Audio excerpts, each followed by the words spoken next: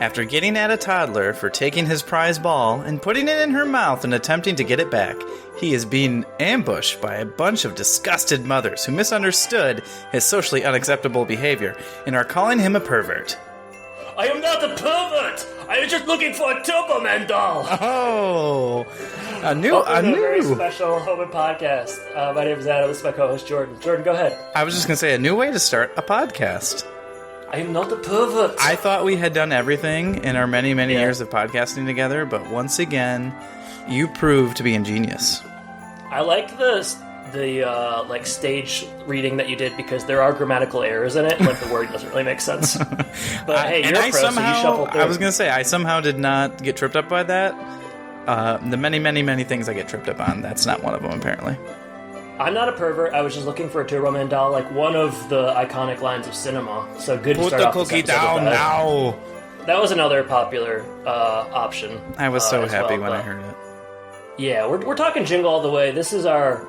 Hey, I mean, let's just call it an annual Christmas episode. We do it every year. It's, I mean, for the last, was this like 5 or 6 years at least now? 6 years. We've covered all 3 Santa Clauses, Christmas with the Cranks. Well, who can forget Cranksmas, obviously. Naturally. I'll Be Home for Christmas. That was a 2-parter. How'd that happen? El Camino Christmas. Yeah. Christmas Prince. Gosh, we've talked a lot. You know, of Christmas. I watched White Christmas about a week ago when I was at home in Michigan, and it was on Netflix, and they give you like similar movies after this or whatever. Yeah. And it gave me El Camino Christmas, and I was like, I don't know that those are similar. They do have Christmas in the title. Yeah. That's it. Well, don't you remember in White Christmas when Bing Crosby comes outside and Tim Allen is like there and he's like kind of hungover with a 5 o'clock shadow and they break into song and dance? Oh, that would have been a memorable scene. No. Tim Allen actually plays the general who comes back to Vermont. Little White Christmas talk for everybody. That's what you're here for, that's right? a good one. It's a good one. Yeah, I watched White Christmas. This is really the only, like, I'm not going to call it adult, but cartoony Christmas thing I have watched so far this year. So yeah, and this isn't very cartoony. They're playing it pretty straight. This is like, have you seen the new trailers for Macbeth? I haven't. Oh man, you haven't. I haven't. We're in a dark place right now. Cinema card revoked. I think it comes out on Christmas, but it looks very chilling. And okay. So we went and saw Spider-Man yesterday, and they played it, and then it said, like, Christmas Day, and I was like, oh, Merry Christmas. What a sweet film to take your family to. But yeah, that is a weird Christmas release. Like West Side Story or something like that. That makes sense on Christmas, kind of a crowd pleaser. Mm-hmm. But, yeah, Macbeth. Blood and the whole death. family. Yeah, everybody likes it. They'll love it. Denzel's in it, so you can't go wrong. He's box office gold. That's what they tell me. And this is, of course, a Denzel Washington movie, Jingle All the Way. I think in the trivia I saw that they considered Denzel Washington. Oh my gosh. It's like that stuff where it's like every actor you've ever heard of was considered for X role. Jordan, I'm happy to be with you for our annual holiday episode, and Merry Christmas, Happy Holidays to all listeners. Mm-hmm. Boy, have we got a lot in store for you today. Do we? We have some things in store for you today. Okay. Before we get into the movie, we often talk about your kind of lavish space and your multiple bedrooms. And, can you see the mess behind me? It's disgusting. Yeah, what are all those $100 bills doing on the floor? just another Monday. What are you blowing your nose Magic with them? Monday. But I'm commenting. I'm in a new space, and I suspect the acoustics are a little bit different because we're looking at about a 15-foot ceiling in here. You're definitely in a triangularly shaped. Is that a word? Yeah. Room, especially a word when you put a hyphen in the middle. So it's a unique space. There's a clock there. Yeah. What is that? A chalkboard? Yeah. What do you got? Some math equations on there? Can't really get into it right now. Personal. But I'd like to talk about the ceilings because I do suspect they'll affect the acoustics. So I just want to hey, you're not the only one with a little bit of cash and clout, as they say. Yeah, I brag about it a lot. And in the end, that's what Christmas is all about. Is this a Christmas Carol that we're doing with Scrooge? Yeah, I'm going to teach you the error of your ways. At least we're doing the Muppet version, so I think everyone will enjoy that. I haven't watched. I watched Home Alone 2, and I watched this, and that's kind of about it. So there hasn't been a lick of snow in Milwaukee. I think it is now like record-setting in how late it has been without any measurable snow. It was 65 last week. It's been quite bizarre. That's pretty crazy. Yeah. So when we were in Michigan, we really avoided all of the cold weather, which I was fine with, but it was very strange. Being 60, I think, the day that we left. So yeah. I guess I didn't. What kind of home improvement, Jingle All the Way stuff did you do in Michigan? Well, I looked everywhere for Tim Allen.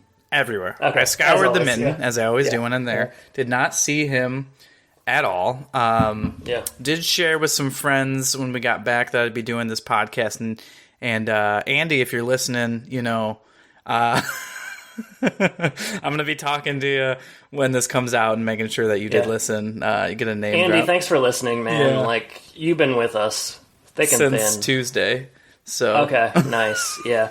I was actually out in Minneapolis doing the Jingle All the Way location tour. Yeah. So, I've been to all the spots. The diner. Mall of America. Mall of America. Exterior Howard's house. Pretty much all of it. Exterior Ted's house. Exterior shed. The interior tours are extra expensive. So since you blew all your money on your apartment, you didn't really have any left over for that. But I'm on a fixed income, so I wish I could just splurge on whatever. But the Patreon's been shut down for a while. I mean, I saw you out there peddling your book for Christmas, so you must be short on cash. That's how you know I'm in rough shape. Gosh, dancing for peanuts. All right, enough of this preamble. Should we get into it? I guess we oughta. Yeah. So we got Jingle All the Way, a 5.7 out of 10 on IMDb. Too low.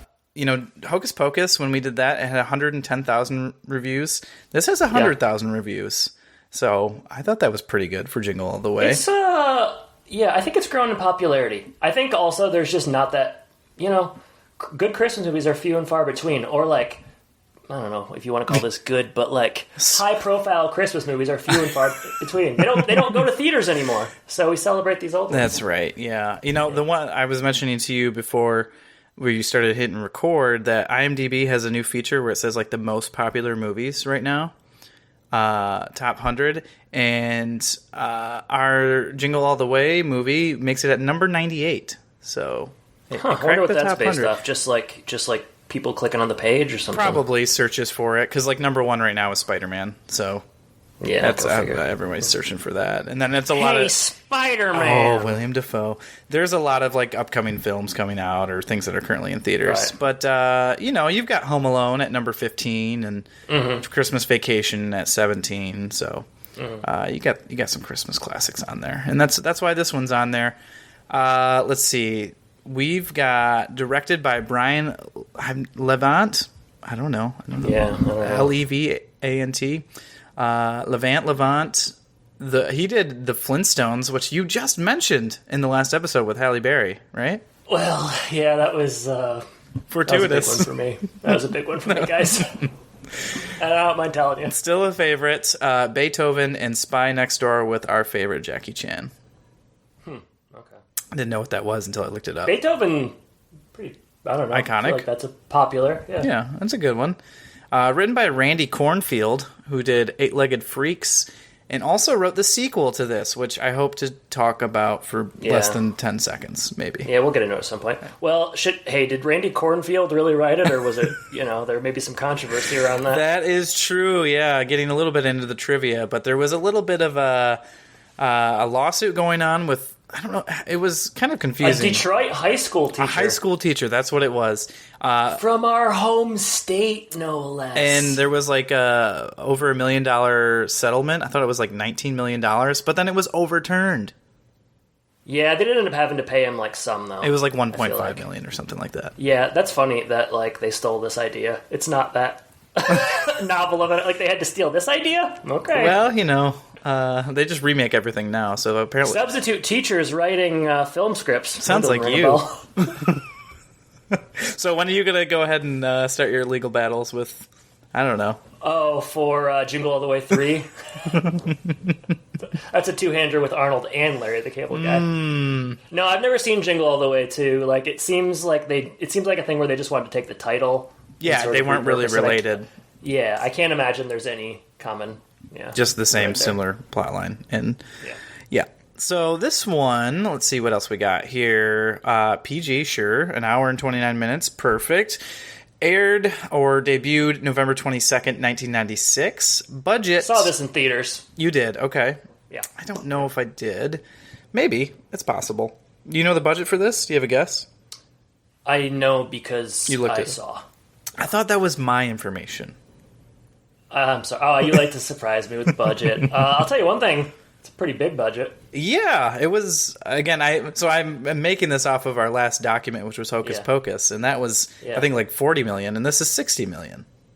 Okay, see, I saw 75 somewhere. Okay, well, 60 to 75 million. It's estimated. Okay. It says estimated. Sure. So. Okay, and I did see that Arnold was paid $20 million, sure, which was just like a lot went to the main actor. Yeah, which was just like his quote at the time, which is. That's a lot of money. That's a lot of money for Jingle All the Way. I guess he's running around a lot. I don't know. He did put in some work, for sure. You think he did some cardio training? He had to. Well, also, like, if you're Arnold, you're like, oh, I can go do, like, a hard sci-fi movie or, like, film Predator or Terminator and have to do a bunch of crazy stuff. Or I can go to Minneapolis and run around with Sinbad and get paid $20 million. Yeah, it's an easy One of those is a little bit easier than the others. Yep. Opening weekend for U.S. and Canada, I've got 12 million. I don't know what your bogus sources have.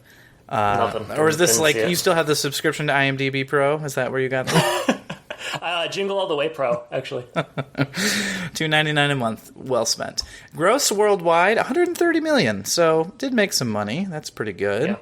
Yeah. So lots of trivia here.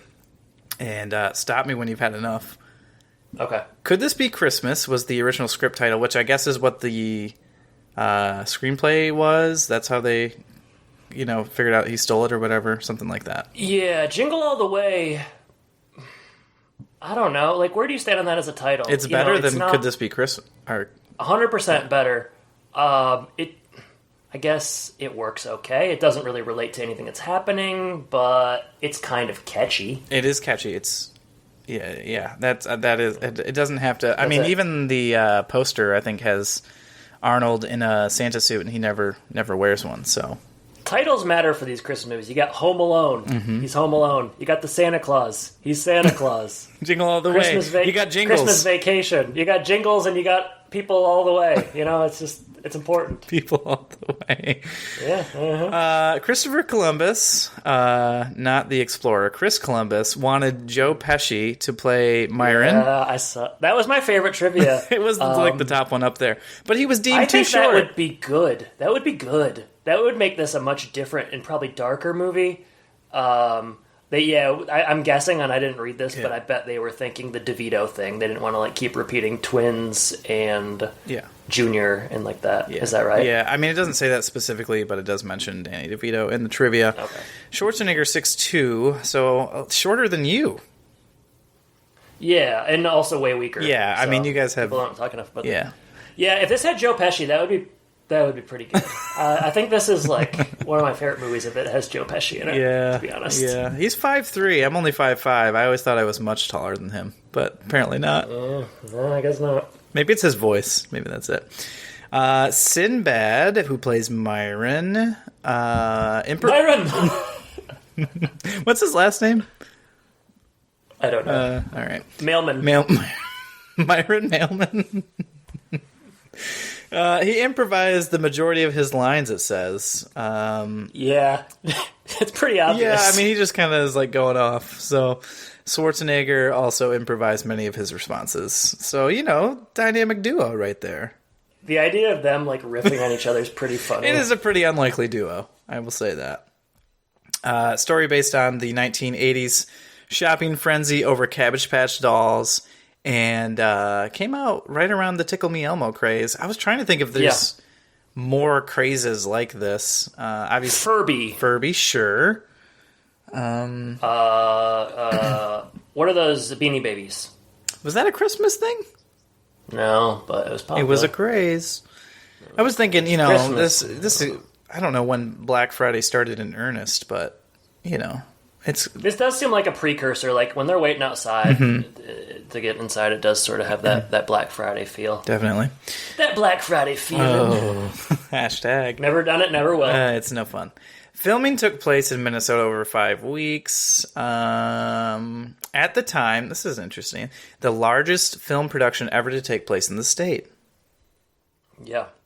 My sister used to live in Minneapolis, so I've logged quite a bit of time there, and yeah, they're definitely hitting the landmarks for sure. Yeah. It's not all filmed there, like I think the parade at the end. Yeah, they said that's in LA. Okay. Yeah, because that sort of looks like facades, but yeah. It's a good Minneapolis movie. Official Turbo Man action figures have been released. They're kind of a rare collector's item, which is funny. And you mentioned Arnie got $20 million. I thought it was interesting. The giant Santa, he looked familiar to me, and it turns out he was WWE's The Big Show. Yeah, yeah, I didn't know that. I think Mini Me's in that scene as well. He is. Yeah, he wasn't credited though. Figure that out. Put some respect on Vern Troyer's name. Yeah, get a better agent, maybe. I don't know. Come on, Vern. I mean, he has to fly through the air when somebody punches him. At the very least, he could be named. Is it because we never see his face? I don't know. I gotta be honest. That scene is one of the only parts of the movie that I don't like. There's a lot going on in this movie. Yeah. That's all I know. Turbo Man was originally going to be named Turbo Tom. They made the right choice there. Good choice. Turbo Tom. 2000. Oh, we already talked about the publishing thing. And then I had to throw this in there because we are home and podcast, but it does say that Tim Allen was considered for Howard Langston. So, it could have worked, but I like Arnold in this role. I think with anybody else, it maybe it's not as interesting of a movie. So let's talk about our experiences before we get too far into this. I don't think I've watched this since I was a kid. You were worried that I wasn't going to like it. I just feel like the last couple of episodes, and there was another Sinbad episode, especially First where kid. I was more. Yeah, I feel like I've just been more into stuff lately than you, and it is what it is. But it is vastly superior to First Kid. I will say that. Okay, well, I'm glad to hear that. And so and you said you told me you watched this kind of annually. Yeah, at least the last 4 or 5 years. I don't know that it's not been a staple my whole life, but I did see it in theaters, and then the last couple of years I've started watching it again. And I think it's a solid Christmas flick. It kind of gives me everything I want. And I won't, I'll talk about that at the end, but also hour 29 minutes. You're gonna always get me I with can't that runtime. believe how much they pack into an hour and 29 minutes. Wow. Yeah, it moves right along too. It hums. It certainly does. So I'm going to read the quick synopsis and then hand over the reins to Santa's sleigh. A father vows to get his son a Turbo Man action figure for Christmas. However, every store is sold out of them, and he must travel all over town and compete with everybody else in order to find one. Nice. Is it tagline time? Yeah, you got the official one. So the official one is 2 dads, 1 toy, no prisoners. Bad. I kind of like it. What are you talking about? Doesn't even mention Christmas. Come on. Well, all of mine mention It should Christmas. say 2 dads, 1 Christmas toy, no prisoners. You're right. 2 dads, 1 cup. Oh no. How many do you have? I've got 3. You've got 5. I'm sure. So go ahead. Yeah, I got some long ones. Okay. You with your paragraph taglines. All right, I'll just start with this one. And let's, hey. We don't even have to say it. We don't have to say it. Let's do the voice. All right. For 2 dads trying to find the year's hottest toy on Christmas Eve, it'll be Jingle Hell. What do you think? Good start? Yeah. A little long. Not too bad. I thought you might go on longer, but you ended it pretty succinctly there. So Jordan, that's my longest one. Okay, well, you're going to be in good shape then. All right. To save Christmas and his marriage, Howard will need a boost from Turbo Man. That's pretty good. Pretty good. All right. It's not even good. Jamie can always count on Turbo Man. He just wishes the same were true of his father. Oh, this is sad. It's sad. I know. I just read it. Oh. Sorry, Jamie. Wow, that's the saddest thing I've ever heard. All right. This Christmas is boom, bust, or best dad ever. Yeah, It all right. sure is. Those are your three options. No others. Oh, I like him. Okay.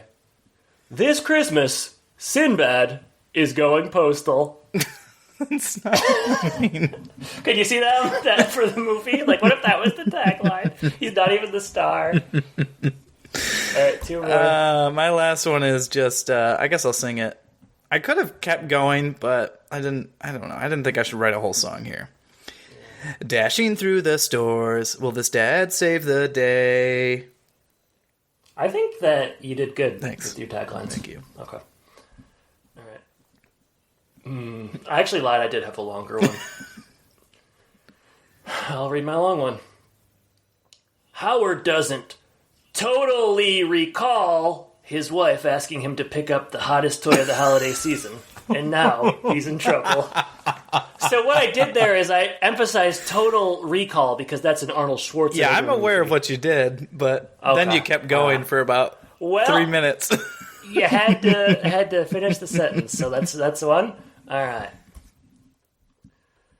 If Howard doesn't find a Turbo Man this Christmas Eve, it'll be Judgment Day. Sounds like you're trying to pass a kidney stone. It'll be a kidney stone on Judgment Day. That's because of Terminator 2. Yeah, Judgment I get Day. it, man. Okay, all right. I know I haven't seen all the films you've seen, Okay. but I know what you're trying to Those do. are pretty good taglines. You know, I don't want to toot my own horn, but I think I did a little bit better than you did. Sorry. Yeah, you had better quality, but I had a higher quantity. So, Which is always the case. also one of yours was boom bust bat bat. All right. All right. You want to lead us through here? Sure. You know me, I got notes. Okay, movie opens. Turbo Man TV promo. We're just in the action. Yeah, right away. I was not expecting this. I like it. They're out in the desert. Kind of looks like where they shot scenes for Galaxy Quest. Yeah, a little bit. You know? Yeah, there was the same one with that weird alien. Yeah. Yep. Saurus. No. This was like the monster one, not the one who. The one they cube up. Is that? Yeah, put in yeah. the cube? The cubed up monster. How much time do you want to spend on Galaxy Quest? Like a couple of hours? At least, Yeah. it's Okay. yeah. All right. So it's a Turbo Man TV promo. Turbo Man. I just want to say first and foremost, I like the design of Turbo Man. He's got a good look. They said Yeah. they designed him after the Flash, which I could see. Got a nice, same colors nice and stuff. visor. Yeah, he's looking good. I think so.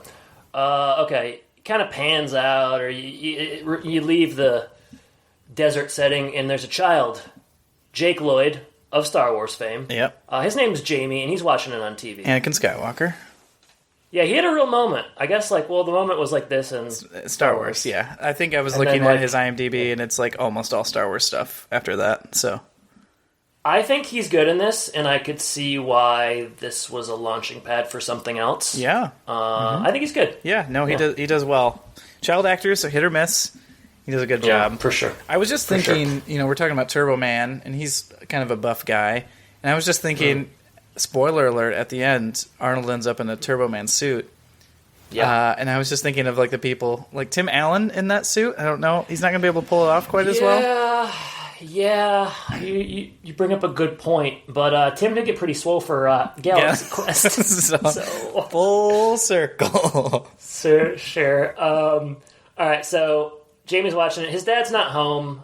He has to go get his karate belt pretty soon, and there's some concern as to whether or not his dad will make it in time because he has historically missed these kind of things before. It sounds like everything, not just these kind of things, but There's some debate, and one of our Twitter questions will address this. How much should Howard really be blamed?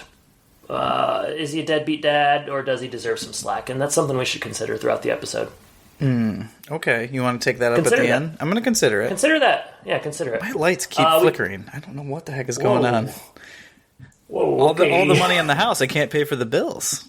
That does become a problem at the end. That was spooky. All right, we cut to an office Christmas party. Arnold, he's not partying though. He's on business calls. Man, this...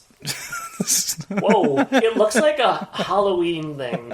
And with all the stuff behind me, it's just somebody came through, tore up the house. I don't know. The calls are coming from inside the house. That's all I know. There's calls are coming from inside. We've traced the number. The calls are coming from Arnold Schwarzenegger's office. He's, I guess he's a bed salesman? It seems like mattresses, yeah. Okay. Yeah, that's interesting. But yeah, he's not partying. He's working. And he's telling everyone... You're my number one customer. His number one customer. Yeah. All right. He gets a call from his wife, Liz. And she's mad because he's already late. And he's kind of like lying and saying he's on his way. He gets his wires crossed and tells her she's his number one customer. Bad move, man. Just bad move. If you had $1 every time you'd done that, you'd be a rich man. I mean, there's a reason that my lights aren't staying on for much longer. And in the doghouse. This actress, Rita Wilson, she looked familiar to me, but I don't know off the top of my head what else she was in. Tom Hanks' wife. Sure, but I was trying to think of like what other movies I have seen her in. I'm looking at her IMDb, and I recognize these movies. I just can't remember like what she. Bit parts. Yeah, bit parts. I don't love her. I'll just say that. She's okay. She's fine. She doesn't have a lot to do here. She rapped at the some award show last year. She did a rap. So was it if you good? guys want to look. Well, Jordan, no, but people should look that up. It's pretty good. She raps, and we'll leave it at that. Okay. Phil Hartman, he's in this movie. He plays a guy named Ted, and it's weird with Ted because he's a scummy guy. He's like divorced. He really wants Liz. He really wants everyone. It seems like. Yeah, but all these other moms are like kind of throwing themselves at him, and I don't. Like, do you get the feeling that he's, like, sleeping with all of them, or no? I think... Yeah. I mean, at least they're insinuating that. Okay, but see, are they actually making it all the way there? I don't know. But in his view, it's probably, like, the one that you can't get is the one that he wants type of thing. Sure. It just seems like he has all these women that are just lusting after him, and he's only interested in Liz, but... Yeah, and he's at the karate. He's at the karate event, he's got a son. Which is he's got a son. It'd be funny if he was just there, just checking out karate. Hey, this guy's a pretty big creep, so I wouldn't put it past him. I knew as soon as I saw Phil Hartman that I was going to enjoy him. He's good. Yeah, he's good. Yep. Yeah, gone too soon. Mm-hmm. Who do you think's better at karate, Mark from Home Improvement or Jamie from this movie? Wonderful, wonderful question. I mean, if I recall, Mark destroyed some bullies, so it's got to be Mark. Yeah, but you see Jamie bust that board? I mean, Mark could have done that in his sleep. You're right. All right. Yeah, it's the definitive answer. Arnold rushes out.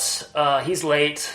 He tries the dirtbag move of, he's in traffic and he tries to go around and like use the shoulder. What would you call that? The shoulder of the road, and a cop pulls him over. Get used to this guy. Yeah, this guy will return. I don't know. He must think he's drunk or something because he gives him like a full Monty sobriety test and then makes him at the very end recite the alphabet backwards, which sober, I don't think that's something a lot of people could do. Slowly. Maybe very slowly.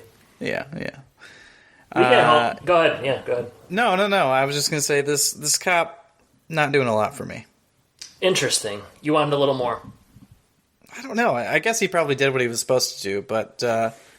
the logic is left out the window at the end, I guess. And there's only one part about him that I like, and I'll share it when I get there. Oh, I can't wait to hear it. All right, Howard's home. He missed it.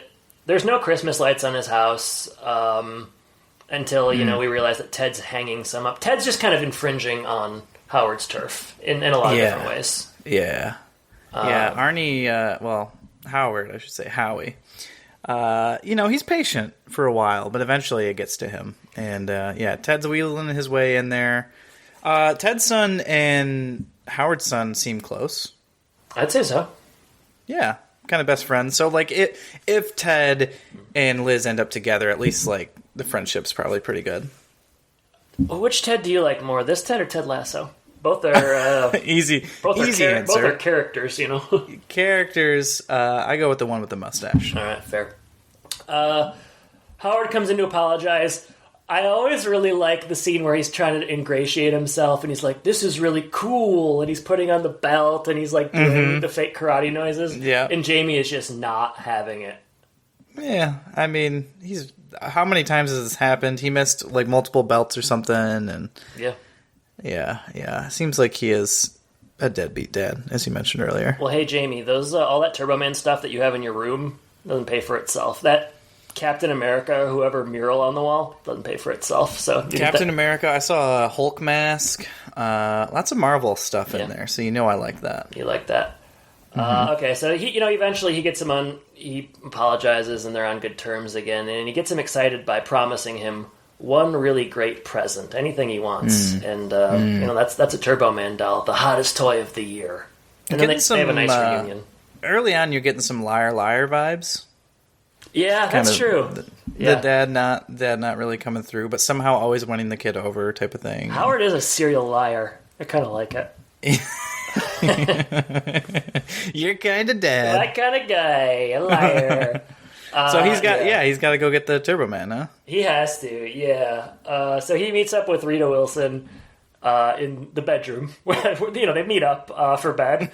And they sync their calendars. They had to figure it out, but they got there, and she reminds them that he was supposed to get the doll weeks ago. 2 weeks ago, I think it was. Weeks ago. And which this movie makes it seem like they've been sold out for months, not weeks. So yeah, 2 weeks ago probably would have got the job done. But Arnold continues to lie because if there's one thing you should do when you're in a position like this, is just keep lying to get your way out.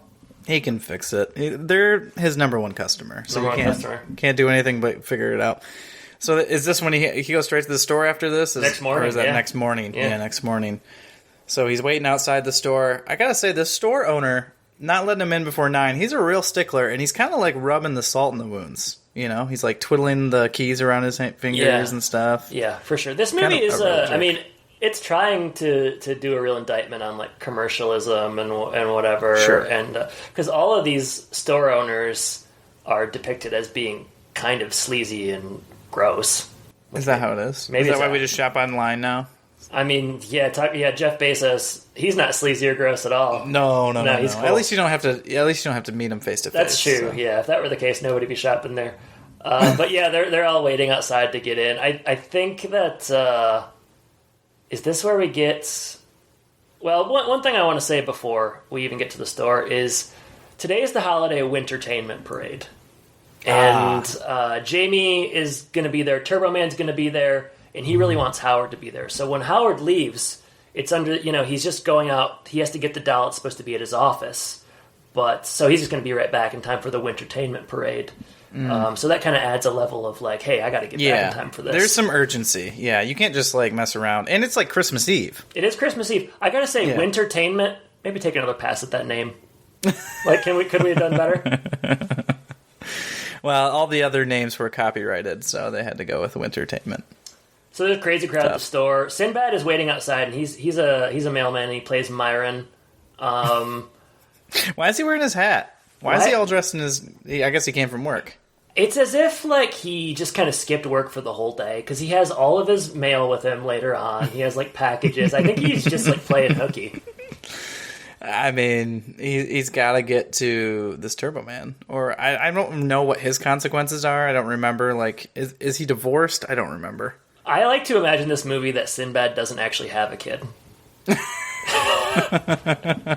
And he's just there's no proof. I mean, we never see the kid. The kill. Do you like Sinbad? This is the second Sinbad movie we've covered. Where do you stand on this guy?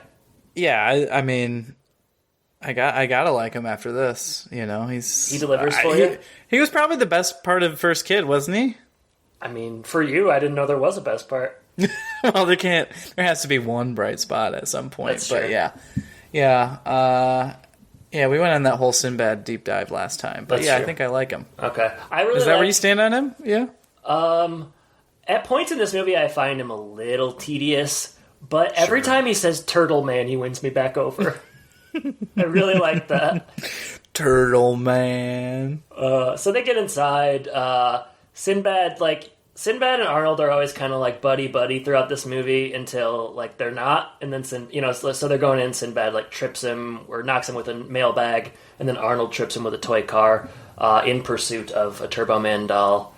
I think this is where we get the line "Poor baby" from Arnold, which again really like. Yeah, I don't know. I don't know if it's his accent or like his facial expressions throughout the whole movie, but it all kind of works for me. Yeah, I'm glad. This movie is like, and this is, I'm not the first person to say this, but like with an Arnold Schwarzenegger movie, especially one set in Minneapolis, you kind of want every scene for someone to be like, "Whoa, what's your deal? Like, where are you from? Why are you so muscular?" But like these things are never, it's just like No, it's just completely normal. big Austrian bodybuilder mattress salesman that lives in the Twin Cities. Sure, it's a cosmopolitan metropolis. So. That's right. We get a toy montage here, and it's everything is not going well. It's futile. At this point, I'm kind of thinking to myself, what if Turbo Man was in the MCU? And who would you want to play him? This is me, like, really trying to ingratiate myself to you.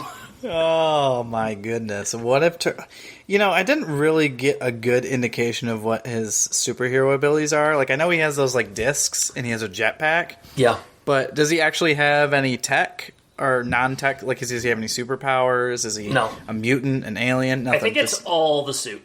So he's kind of like Iron Man, but I don't know about his intelligence level, huh? Seems smart. Does he? What indication do we have of that? He picks Booster for his, like, sidekick? Well, okay, how about this, Jordan? Seems loyal. Loyal. Why? Because Booster? Well, yeah, Booster's a loser. He keeps him around. It's kind of the dynamic we have. I was right? worried somebody was going to say that. Yeah. Okay. If he was going to be played by someone, I mean, Zachary Levi looks pretty ripped in his Kurt Warner movie. American Underdog. You need somebody with like a strong chin. Okay, sure. I got it. Jay Leno. I was thinking. You can always count on me. The guy, what's the Russian guy from Rocky 3? 4, Drago? 4, sorry, yeah, Drago. Yeah, that could be good. That'd work. All right, we're there. We did it. So, yeah, that could happen. So that's, I mean, the multiverse, so it could kind of be anything. Fan poll, who do you want to play Turbo Man, Jay Leno or fictitious Ivan Drago? Not even the real act. Not even Dolph Lundgren. Ivan Drago. No. Yeah, definitely Ivan Drago. All right, so we're back at home. That'd be a good poll. That'd be good. Liz is making cookies while the boys play. Ted's over for whatever reason, just like really flirting. Yeah, why is he in the house at this point? I don't know. She lets him hang around more than she needs to, and then she seems really surprised at the end when he's like, I don't know. I guess maybe she's over. Does she seem surprised? I don't know if she seems surprised. Maybe but she's not surprised. Yeah, he's over because his son's over. Maybe. Fair point. I don't know. All right. Well, Arnold calls and like. This is a real, like, Arnold soundboard movie, I feel like. Like, a lot of the things from the old Arnold Schwarzenegger soundboard are in this movie. Like the cookies thing or whatever.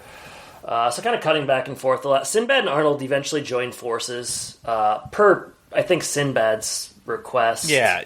He kind of sold the salesman, He did sell the salesman, which is, hard to do. Perhaps he should hire him away from the post office. Get him on that mattress salesman team. I think that's a good idea. Several things happen here, but one of them is that Arnold, he backs into the same cop from the beginning of the movie's motorcycle after hearing of a doll.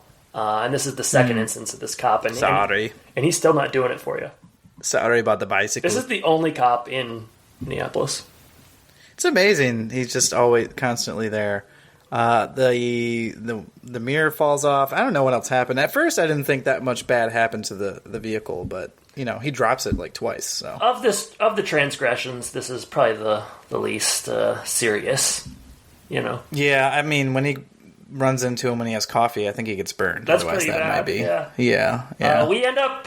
They learn of a giveaway. And it's at this is definitely filmed at the Mall of America, and it's a situation where there's a bunch of small balls, and they need lottery balls, and they need to get a yellow one. It appears.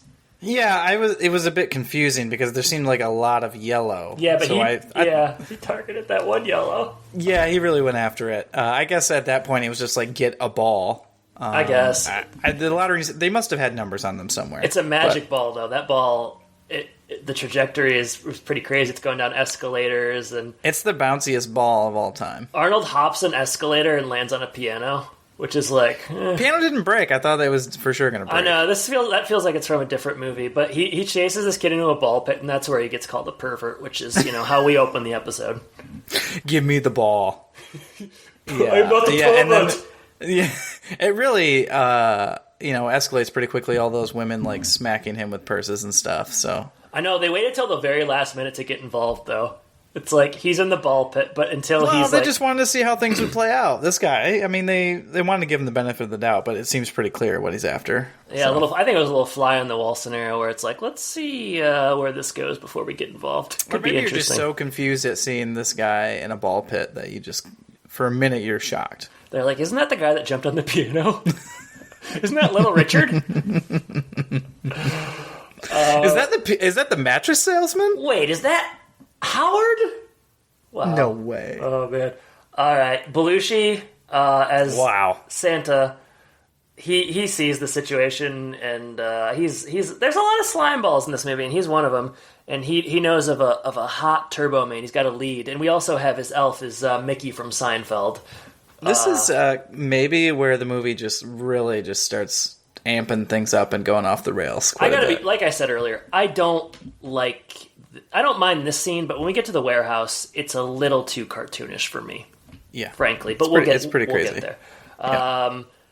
So they all ride together to this warehouse of counterfeits, and it's counterfeit toys, and it's loaded with Santas, and they got a whole operation going.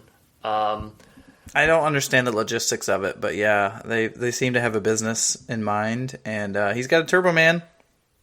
I'm assuming he charges him. Belushi was allowed to improvise his own lines because there's some real duds in here where Arnold's like asking questions and he's like, "What am I, Dan Rather? What is this, 60 Minutes?" It's like, gosh, come up with anything better, dude. Your brother was a legend. Can you not suck so much?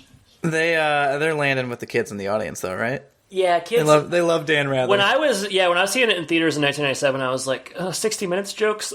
Check, please. He has to pay him $300, but when Arnold opens it, it's speaking Spanish, it's breaking apart. It's a real lemon. At which point Arnold, he kind of calls these guys out, and a fight begins. And this is where things...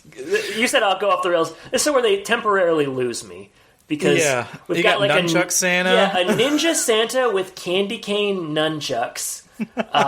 Big Show playing Santa. You got Mini-Me getting punched by Big Show flying through the air.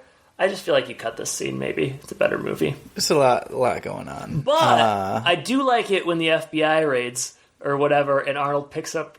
Howard picks up... Like, that's so clever. He picks up the fake badge and pretends to be a cop and puts them all into place. Man, I was wondering, how is he going to get out of this situation? And he really pulled it off. So, it is the saving grace of the scene.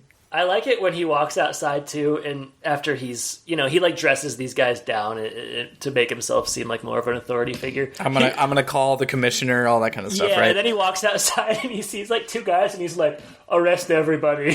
And he just, like, leaves. They're like, okay, yeah, we're gonna... He pushes it a couple times, I think, for fun. He's having a little bit of a fun time doing after a day like this, doesn't Howard deserve a little fun?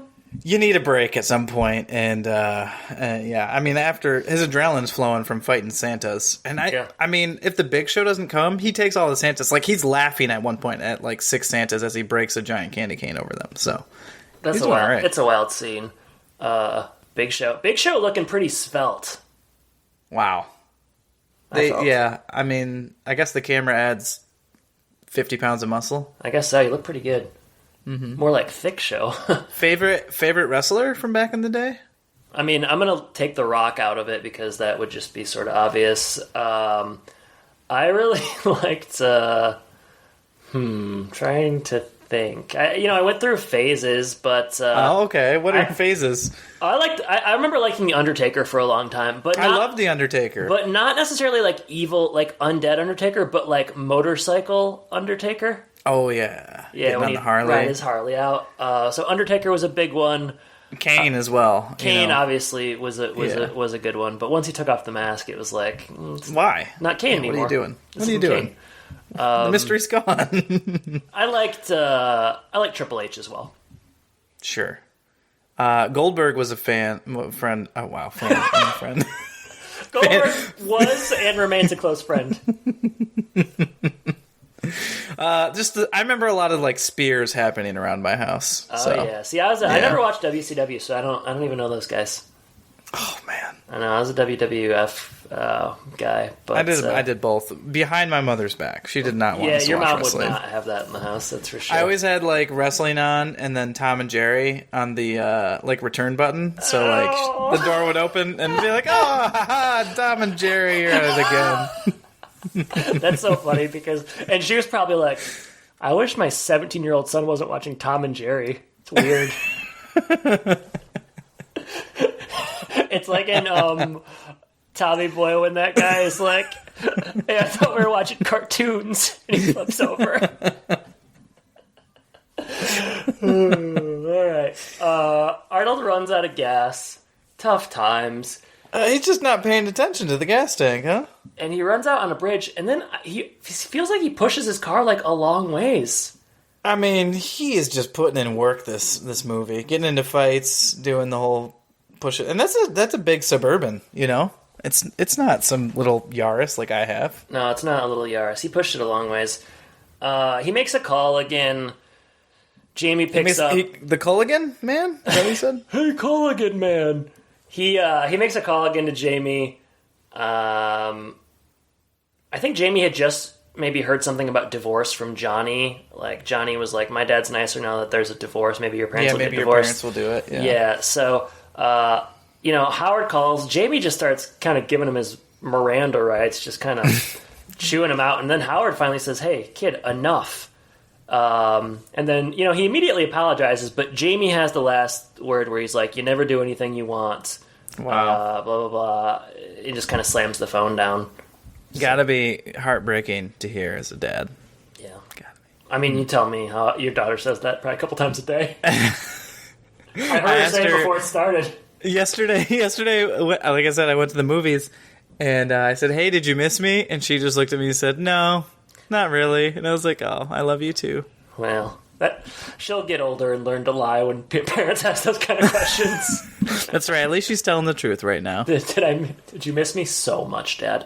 Yeah, you don't even have any idea. Heads in the diner. Sinbad's there, of course. Sinbad tells a really sad story about a toy he didn't get.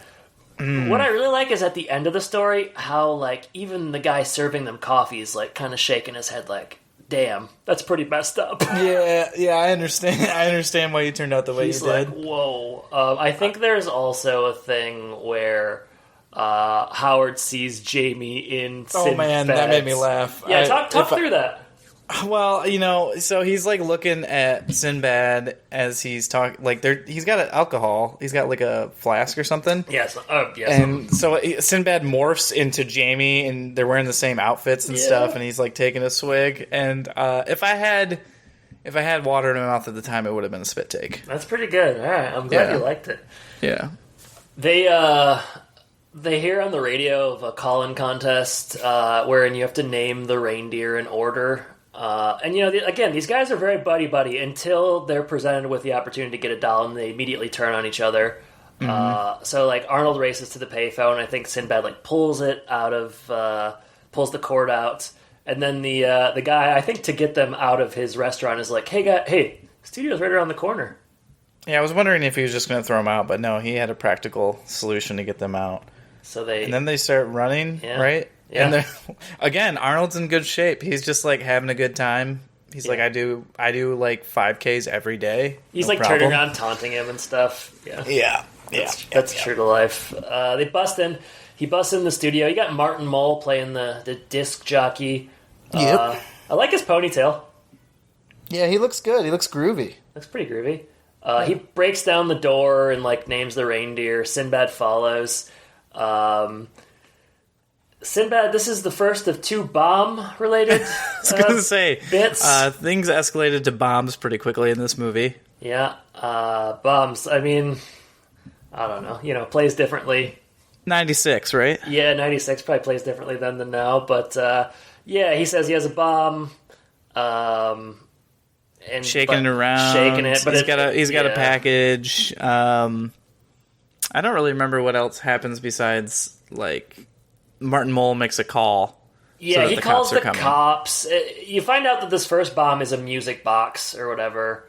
So they leave, and then the cops arrive with guns. And this is like there's like 20 cops all pulling their guns on Sinbad. And he tries the bomb thing again. It works. And this time it works, and he gets out, and the bomb is left there.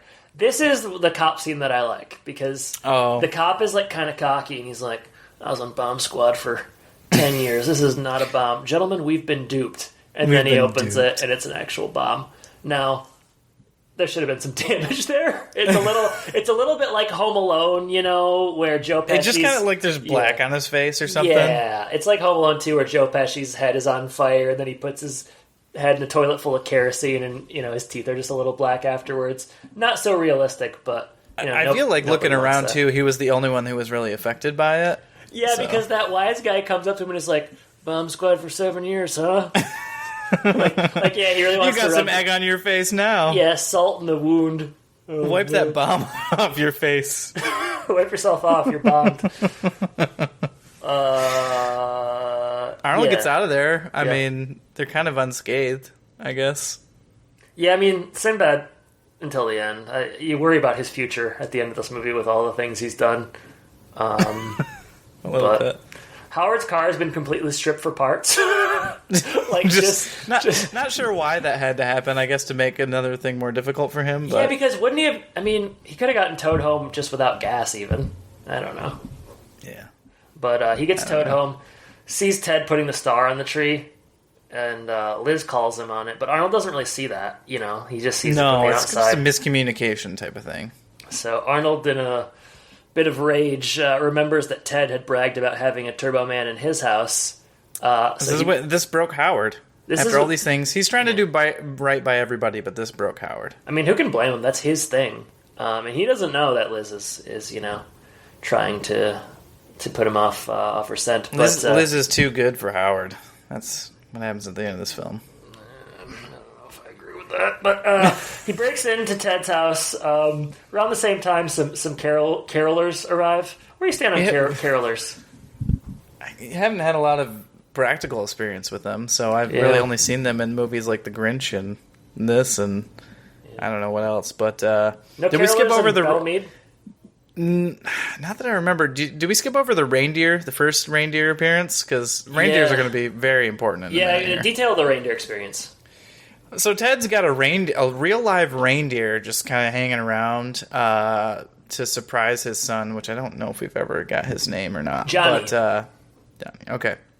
So yeah, he's just the kind of Father of the Year award again because he's got a real live reindeer for his kids, and so the reindeer is he's tied up out back, and we'll see him in a minute. But yeah, we will.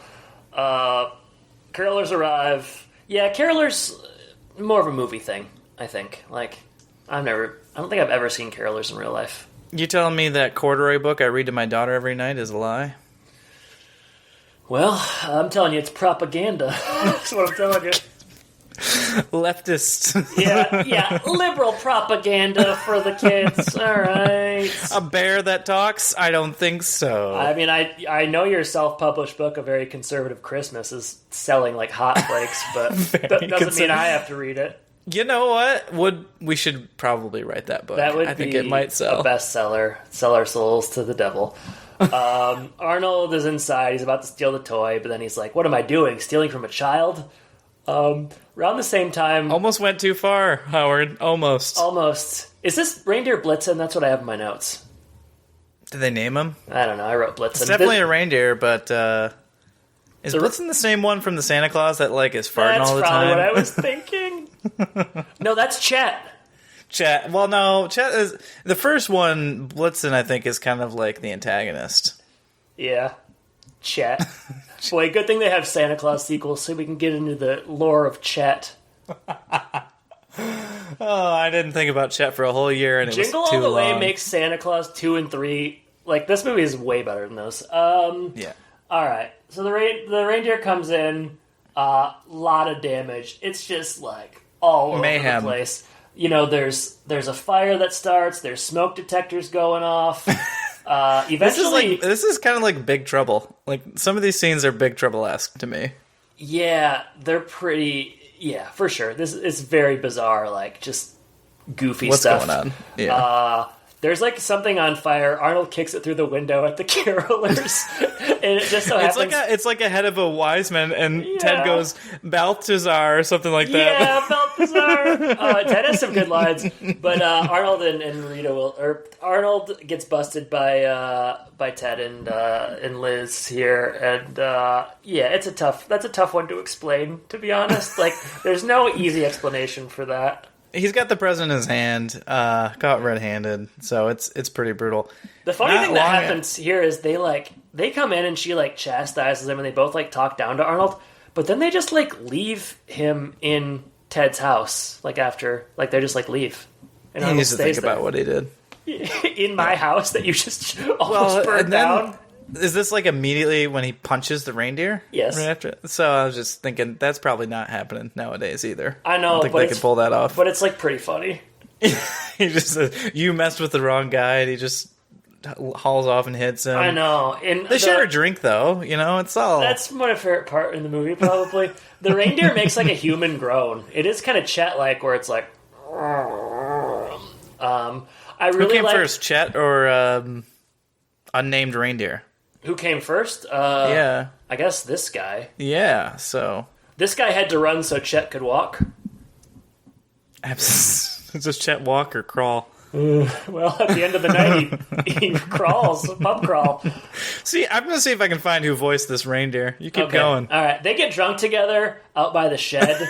I think my favorite thing about this movie, and it's something that I just noticed today when I watched it last night for the first time, is that, so like they're drinking together, and he's got a six-pack, and Arnold like realizes, hey, like I gotta make things right. I gotta go to this parade. I gotta win back people.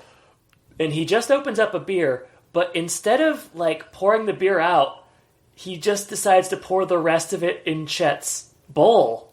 It's just like really funny. Yeah, he had just given him some, but he's like, I gotta go. Here's the rest of this beer. I just take all of it. I just thought it's just really funny. He knows he hit him pretty hard. He's got some power behind those punches. Didn't find any voices for the reindeer, but about 4 puppeteers who did the work there. So. Looks pretty real. Yeah, I don't know if they're doing puppeteers for the whole thing. Maybe the other $40 million for the budget went to the reindeer. Yeah. Arnold's like, I don't punch a reindeer for a nickel under $20 million. All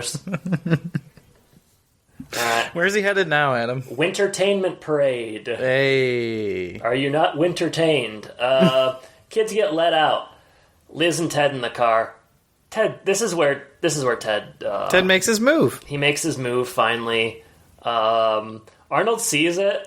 Arnold sees everything. If I'm Arnold at the end of this movie, I'm like, so you're cheating on me with Ted, right? Because based on what he's seen, there's really no other outcome. Yeah, I mean, unless he just really trusts her in those 2 like half moments that he's seen, yeah, it looks pretty bad. But you know, he's fuming, but I don't know where he goes. He runs into the cop. Oh, that's what it is. Because otherwise, he's going straight towards that car, and Ted better watch out. He thought the reindeer had it bad. Whew. Yeah, he for the 3rd time runs into that cop, spilled coffee all over his band. That's coffee. He had a bomb blow up in his face a couple hours ago, and now he's got coffee all over his face. I'm glad he's able to clean off that bomb, though. Is having a day. Yeah, he rebounds well. Meanwhile, Ted goes in for the kiss. Liz hits him in the head with a container of eggnog, and his glasses are askew. And yeah, you know, he gets what he deserves. Yeah, poor Ted. I don't know why you like compare yourself to Ted so much. We just, we both wear glasses. Yeah, that's what it is. Arnold's running, and he opens a door because the cop is after him, and he ends up in a building, and things happen really quickly here. But when I saw this in theaters, I was so excited when I realized what was happening. This is a real power line moment. It is a real power. That's a good comparison. Because, like, I don't know, the first time you're seeing this, you don't really realize what's happening until he starts getting stuff put on him, but I was juiced. So he gets mistaken for another guy. We learned there was an accident in rehearsal. All this is happening really fast. He's getting the suit put on. Kind of this Poindextery fellow is like talking him through these controls, like these sort of specific things, like, you know, you can't go 50 miles per hour versus pretty complicated. Yeah, like it's complex stuff. The other guy has lost brain activity for a while, so yeah, he showed some brain activity today, so that's actually really good. Stakes are high if you mess up in this suit. So Booster is there, the guy that's gonna voice Booster, and that's Booger from Revenge of the Nerds. All-time voice, really good voice. Very, very, very good. Yeah. So he quickly is like just kind of strapped in. It's a good thing that suit fits him so well. Yeah, it's tailor-made, and eventually he rises out of the float, and it's the parade, and he's Turbo Man. He's having such a good time, too. In this kind of magic suit, basically. This suit can do things. NASA should... certainly... I mean, I guess we did talk about him in the MCU, and after seeing what this can do, I guess he could probably be there. I mean, as Jay Leno.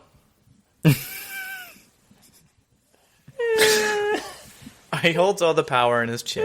Dementor, get out of here. Hey, stop it.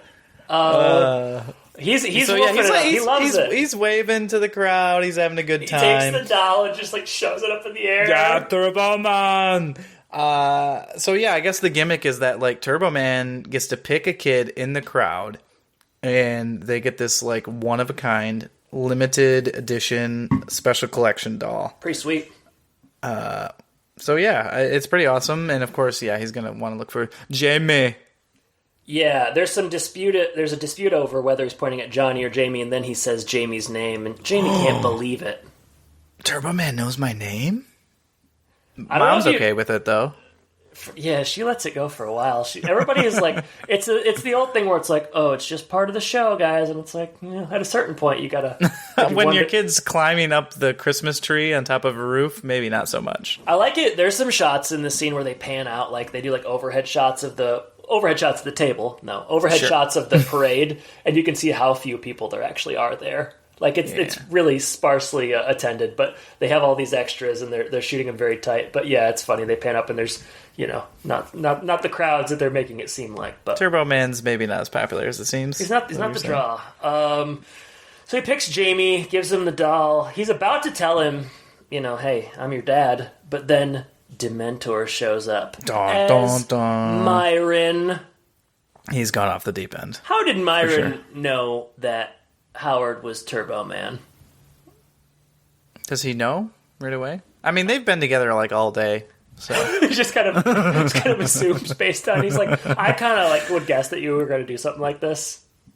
He could see there's like a very quick scene where like Dementor is kind of hanging out like the actual one, and then you see him. So you think he just like saw kind of? He's like plotting how things are going on. Liz can't recognize Howard from the parade, but Sinbad can. She doesn't want to see Howard right now. She's seeing what she wants to see, although she is kind of turned on at the end. We'll talk about it. Well, after he says it's me. Oh but. Yeah. So Sinbad as Dr. Dementor comes down, and real fighting begins. Booster says something to Sinbad, and Sinbad says, "You know what, Booster? Nobody likes you." Dementor's suit also pretty powerful, and he packs quite an uppercut because like Booster goes flying. Yeah, it's like a flying fist kind of thing. Yeah, comes right back to his hand. Jamie runs off. Sinbad follows. I don't know who these little guys are that kind of come out and start attacking Arnold. They had a name. I think they were just his like demons or something. Yeah, his little Dementor's demons or something. I think his little demons. They look stupid, but kid climbs up the roof because he's an idiot, and then Sinbad chases him, and then he starts climbing up this like tree on the roof because he's really stupid. What was his plan when he started climbing up the tree? When you're just panicking at that point, right? Fright response? I guess so. One of the two. Demon Team is those people, by the way. Demon Team. Demon Team. Great. Clever name. That's almost as clever as the Wintertainment Parade. Well, creativity went out the window after a while, apparently. Arnold realizes that he can fly with the suit. It's a magic suit. I think they overdid it with how high he could fly. Like, they overdid it, huh? You think he's so? like 30,000 feet in the air at certain points, like based on and going real fast. Yeah. I actually thought that the flying like CGI stuff looked pretty good for 1997. Yeah, this is actually where the budget's going. Yeah, probably. I think it looks pretty good. Yeah. He's like, there's a lot of misadventure here with the flying. He runs into walls. He busts through a family house. He accidentally turns it off and flies. At one point, he like is stuck against a wall. He like keeps like hitting his head. Yeah, it's weird, but he gets the hang of it. Eventually, I think one time he almost throws up too from going in circles. I mean, I would. Yeah, you would. I mean, so Jamie's on this tree. The tree breaks. They're all like hanging off by a thread. Sinbad falls, and the fall is actually not so bad. He falls right into like a float, and that's convenient. Cops all pull their guns on him. A lot of guns in this movie. He didn't say he had a bomb again. No, didn't try to pull that trick. I should have. Jamie falls, and Turbo Man comes in just the right time, catches him. They fly again to, I don't know, basically like the moon. It feels like they're very high in the air. He returns him home, drops him off to Liz. Jamie wishes his dad was there. Liz is about 2 feet away from Howard in the suit, can't recognize him until eventually he unveils himself, and boy, are they shocked. They are shocked, and so is Phil Hartman. He says, "I'm out of here." Yeah, he knows he's in real trouble. Get the final appearance of the cop here. He comes back with the doll. Arnold turns around and salutes him. Cop says, "Well, he says I could use another guy like you on the force." Yeah, for sure. Sinbad's arrested, but before he leaves, Jamie gives him the doll. He's learned that he doesn't need the doll because his dad is Turbo Man in real life. Arnold should have been like, "Yeah, but keep the doll." Yeah, I mean, he was a little. If you see his face, he's a little upset for sure. Keep the doll, kid. But Sinbad's really happy, and when he gets out of prison in, like 15 years, this kid's gonna really like that doll. Sinbad would be in real trouble at the end of this movie. I should say. Yeah, if you think about the transgressions, multiple bomb threats, like attempted murder, basically. I don't know. It's trouble. Endangering the public, lots of things. So the movie ends here with he gets hoisted on the shoulders of people and he kind of salutes the camera. Did you watch the post-credit sequence? So I watched on Disney Plus, and I didn't really see that there was one. It just kind of tried to put me to another film after that. Yeah, which was unfortunately Jingle All the Way too. So. It's a mistake that I also watched this on Disney Plus, but yeah, you have to go through the entire credits. So I mean, did MCU copy Jingle All the Way with these post-credit sequences? Yeah, I think they did. I actually like the post-credit sequence, and I think it should have just been the end of the movie. What it is it's like Howard's putting the star atop the tree. And everybody's pretty happy. And Liz comes up to him and she's like, "Howard, after seeing everything that you did for Jamie today, I really can't wait to see what you got me for Christmas." And then he pans to the camera and his eyes get really big and it's record scratch because he didn't give her anything. Oh no, Howard! Yeah, deadbeat dad Howard. It's pretty good. That should have been the ending. Let's roll credits. Fade to black. Jingle all the way. Jordan, do you go all the way with this movie? Do I go all the way? Where do you stand? Highs and lows. I stand definitely better than the 5.7 that I got on IMDb. Yeah. It's definitely a good Christmas flick. Enjoyed it. I mean, it's a little, you mentioned the word cartoonish, and I think that's a good way to describe kind of the last third of the movie. Basically from the bomb on, or maybe Nunchuck Santa on. I don't know. Yeah, there's a few things that are just a little wild. But I don't know what you would replace them with, honestly. So it's not a long movie, so you can't. Yeah, you kind of gotta have it. Yeah. So you can't throw the baby out with the bathwater, I guess. So, right. Arnold Schwarzenegger. I haven't seen a movie with him in a really long time. Okay, yeah. And at this point, I just think of him as the Governator and stuff. Yeah, sure.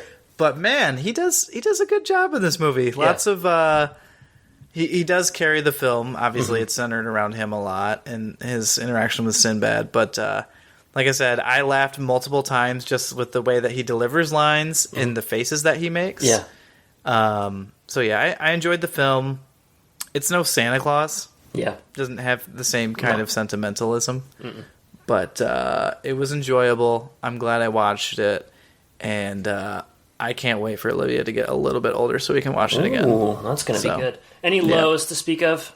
Just, you mentioned this, I guess, the Nunchuck Santa stuff and the cartoonish. Yeah. I mean, and I really liked Phil Hartman. Obviously, he plays a real creep, but I just love him as an actor. He just is he's so good and so funny. Yeah. So you said Gone Too Soon earlier, and I think I agree. Mm-hmm. It'd be funny if somebody was like, "No, he was gone at the right time." Just the right time. In fact, yeah. Interestingly enough, I think Troy McClure. Yeah. I love him. So lows.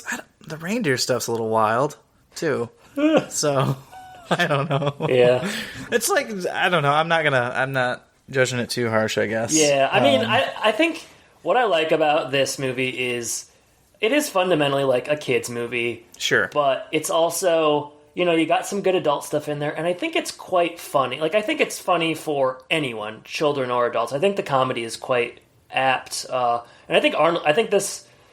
A case could be made for Kindergarten Cop, and I think that's probably Arnold's best comedy movie, but I think this might be his best comedy performance, because he's just, like, consistently pretty funny in this, and there's good deliveries, and like you said, the facial expressions, and his timing is good. I don't think this movie works as well with anybody else. And, strangely enough, the reviews were pretty bad when it came out. Nobody really liked it. It has like a 19% on Rotten Tomatoes. But I do think it's one that that has kind of been raised in estimation over the years. And yeah, I'm a big Arnold guy. I like him. Most of his movies, I'm a fan. You patterned most of your life on him.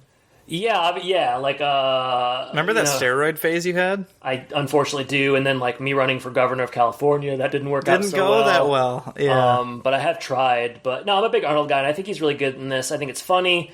I think it's a pretty good commentary on like commercialism, and then it becomes sort of dumb at the end. But I think that they were onto some good stuff there in the beginning, and that was sort of clever satire. I like Phil Hartman. I like Sinbad for the most part, maybe a little grating at times. You got a good performance by the kid, Jamie, and a fun ending. I think the Turbo Man stuff at the end is quite fun, and if you can get through the Santa Claus scenes, and I kind of like the stuff with the reindeer, but I get why somebody wouldn't. I think it's a good, fun. I think it's a must watch during the holiday season. I think it's good. Yeah, if you haven't seen Jingle All the Way, go see it now. Yeah. There's no excuse anymore. Yeah, no excuse. I don't, I have like one question here. From like a fan or from you? No, there's some fan questions, but I have one question. You're kind of a wholesome guy, so I'm going to change this from the F word to a different word. So, Kiss, Marry, Kill. I'm going to give you 3 movies. Jingle All the Way, The Santa Claus, and Home Alone. Ooh. Huh. Kiss, Marry, Kill. All right. Wow.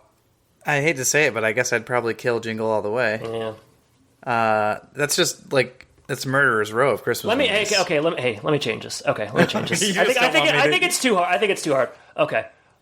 Jingle All the Way, The Santa Claus, Christmas Vacation. Yeah, does that wet your whistle? Yeah, I didn't necessarily love Christmas Vacation. Okay. I like some of the other ones better.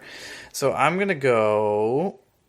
I'm gonna marry the Santa Claus. Yeah. I mean, that's the one I just started it, and I was so disappointed because Olivia didn't want to watch it. So not sure. I'm just gonna have to watch it on my own, I guess. So that means I'm going to kill Christmas Vacation, and I'm going to kiss Home Alone. That would be my same answer, or that would be my same. Yep. You wouldn't marry Home Alone. I would kiss Jingle. I took Home Alone out. Oh, I'm sorry. Did I do that backwards? Yeah, it's okay. I got a little confusing. I'm gonna marry Santa Claus, kiss Jingle All the Way. Yes. Kill Christmas Vacation. Yes, I threw a lot of titles at you. Don't even sweat it. Yeah, I'm sorry. That's too many movies for my small brain. It's too many movies. But the point is, we're on the same page with that, so that is good. Yeah, I like Jingle All the Way. I don't know. It's a fun one. And it's available on, like, every streaming service, I noticed. Yeah. It's on, like, Amazon. It's on Hulu. It's on Disney. It's very available. They're just out there. Just ready to go. All right, so let's head to Twitter here. All right, we got some questions here. First one comes from Jeff Beers. What do you think Tom Hanks thought of Jingle All the Way? Now, I don't know if he's asking because of Rita Wilson being in it. Has to be. Okay. So what do I think Tom Hanks thought of it? Otherwise, it's a really weird question. I think Tom Hanks got a kick out of it, frankly. I mean, I bet Tom Hanks and Arnold are kind of buddy-buddy. Tom Hanks was on SNL a fair amount, so he probably has a relationship with Phil Hartman. So, like, I bet he was on set. I bet he went to the premiere, and I bet he, like, really thinks it's one of his wife's better movies. My thoughts. I think that's fair. Yeah, he just strikes me as someone who just doesn't have, like, a harmful bone in his body. So, he's just kind of keeping things in perspective, and he's like, yeah, Jingle All the Way. I love it. I can jingle. Him coming down hard on his wife. Honey, I think that was the biggest... Your performance was great, but it was the worst movie. Yes. I mean, Santa with nunchucks, babe. Come on. Come on. All right, next question. Troy Dutch. Jim Belushi, as the bad Santa selling knockoffs, says that he's doing it for all the kids who get clothes for Christmas. Do you think clothes can make a good gift for a kid? Personally, do you remember getting a clothing item that you really loved or hated as a kid? I always really liked when I would get, like, sports, like Michigan State basketball shorts or, like, Pistons gear or whatever. So, yeah, I think if you do that, you can get away with it. But if you're getting, like, hey, here's an American Eagle t-shirt, it's tough. It's tough. It's tough for a kid. It's got to have some sort of resonance. So these days, clothes are the gifts that I end up probably liking the most and getting the most use of. When I was young, I didn't really like them. I remember one, and this is kind of an indictment on my older sister, who has been on the show before a million years ago. And I reminded her of this on Thanksgiving, and she felt bad about it. But one year, she took a fleece that I wore quite a bit, that I had just one of my fleeces, and she wrapped it up and gave it to me as a present, as a joke. So I opened up a fleece that I already had. So that was disappointing and kind of sad. Wow. Yeah, I was maybe 10. Did she redeem herself with any other presents? She's gotten me pretty good gifts over the years, so we're cool. But just airing the dirty laundry on the podcast. Also the thing was, my sister's 10 years older than me, so she was like 21 when she was doing this, so she probably should have known better. Well, that's why she didn't have any money. She was in college. Yeah, she was doing fine. Hey, don't side with the wrong person here. All right. This is a long one. This is from Saginaw Cheese, longtime listener. So So you have to ask it no matter what it is? It's long. And this was a question that we were going to pose anyway, so... All right. Does Howard get a bad rap, in your opinion, for being an absent father?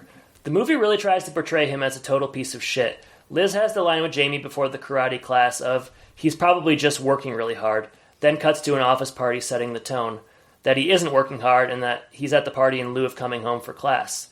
He's not at the party, he is in fact working. Family has a pretty comfortable life. We assume the financial burden falls solely on Howard, just with the evidence we see. So how's about we cut good old Howard some slack here? Having worked in high-volume sales for years, I personally understand the demands and stress of trying to do 26 hours worth of family and work stuff in a 24-hour day. Hot take, Howard's a good guy and not just brushing his family off. Wow. So the question is, and that's well researched, does Howard get a bad rap? Man, I don't want to burn think, Saginaw Cheese here, but okay, I think he does. I kind of think he does. I think he does get a bad rap, but I think he runs in trouble because he just keeps lying. The problem is, I don't think he's a bad dad. I think he's a fine dad. I think the problem is that he's not honest with people, and he's in this bad situation where he just keeps lying, and things are getting worse and worse. Liz would get over the fact that he didn't get the present. I think he's a hardworking guy. I think his sin. He's married to his job. But I don't think he's a bad dad or an absent father. No. It's tough because he does go through so much to get this stupid doll. Yeah. But yeah, I think he's not the greatest dad. I'm sorry. I don't. Wow. Sorry. That's a scathing indictment. Hot takes all around. I don't know. That's it for questions, Jordan. All right, well. Wow. I think we did it. What an amazing return from us. We didn't even mention Gale Force, the weather reporter, and things like that. But I kind of like them. Yeah, they're fun. They're funny. It's it's real over the top. Hey, it's a good movie. It's a fun time. Check it out. I don't think. There's other stuff on Twitter, but I don't need to hit it. We've been doing this long enough. Jordan, I trust you're going to layer in some really good Christmas music at the beginning and end, as is customary. I can't believe he would even mention it. Hey, I had to. What do you think I do over here? All I'm doing is looking for Christmas tracks to lay down. I can't wait to hear what you choose this year. And, Jordan, hey, Merry Christmas. You didn't like my Halloween one. I didn't like it, so why don't you go ahead and redeem yourself with Christmas, okay? Alright, you've done a good job in the past, so I have full faith in you. Anything else you want to do before we get off this? No, it's just Merry Christmas and Happy Holidays to all of our listeners. Thank you for being so loyal over the years, and hope you enjoy this episode and have a great festive season in the new year. Couldn't have said it better myself. Jordan, thank you for joining me. Listeners, thank you for listening. Take care. Happy holidays. Merry Christmas. Farewell. Take care, everybody.